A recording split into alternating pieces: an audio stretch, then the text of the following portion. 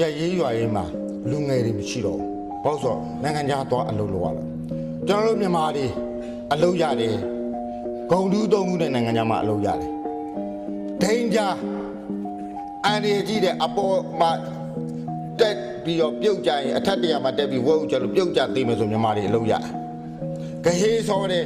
အဲ့ဂဟေးစောတဲ့အငွေတွေအစုပ်ထဲဝင်မယ်ကင်းစားပြည့်မယ်မြန်မာတွေအလုပ်ရတယ်အဝမ်းဒီ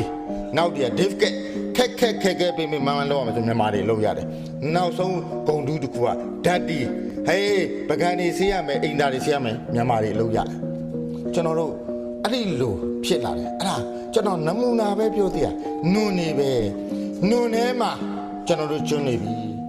ကူရတွန်းပေးကြပါနော်ကျွန်တော်ကူရတွန်းပေးကြပါဆိုတာမြန်မာလူမျိုးများနွန်နေ၌လဲပေးကျွန်းနေသည်